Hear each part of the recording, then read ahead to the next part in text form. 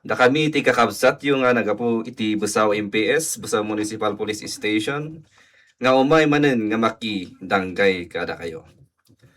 Kun umuna iti amin, dawatan mi manen ti panagdengeg kun kooperasyon ti tungkal maysa nga mangdengeg ditoy maipagami kanyayo tatang aldaw. At dati maawagan a manhunt operation ti kapulisan. Daytoy ket ti programa ti PNP amang sapol ken mangaristo kadagiti wanted person wenno dagiti adda warrant of arrest da. Ti panggep daytoy ket tapno maaresto dagiti agliklik iti linteg ken maipan iti umno a proseso ti hustisya. Babaen met iti daytoy nga operasyon mapabasit ti bilang dagiti wanted person tayo iti komunidad ken mapagtalinaed ti talna ken kinatalged iti lugar tayo. Gapu dayta agdawat kami iti suporta ken kooperasyon ti publiko babaen iti panangipaammo kada kami no adda moyo a wanted person tayo wenno amyanan nga impormasyon ang makatulong iti panangipatungpal iti linteg. May sapay a programa ti PNP ket daytoy makuna nga oplang katok.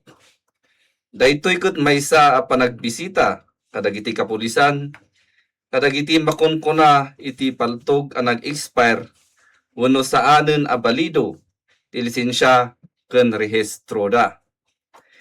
Ti panggep ti oplang katok ket saan amang buteng uno mang ipilit no di ket mangipalagip ken mangawis kadagiti gun owners tayo a paornosen dagiti dokumento ti paltog da wenno voluntaryo nga isurrender da dagitoy iti kapulisan tayo. Babaen iti daytoy a programa makatulong tayo iti panang basit iti bilang dagiti lost firearms. Ti makunat na dagiti lost firearms tayo ket dagitoy nag-expire ti lisensya ken license da. Ken iti panagsalaknib iti talna kapya ken kinatalged iti komunidad tayo. Gapu dayta dawaten mi iti kooperasyon ti publiko ken dagiti gun owners tapno agtulnog iti linteg ken makipag-koordinar iti kasidagan nga police station para ti panakaornos dagiti dokumento ti palpaltog tayo. Ket para iti palagipmet iti panawon ti panagtutudo napateg unay ti panag-adnad tapno maliklikan dagiti disgrasya. Umuna liklikan ti panagbiyahe no napigsa ti todo no haan nga importante met unay ti lakad tayo. Nang runa pa'y kadagiti lugar a prone iti baha ken landslide.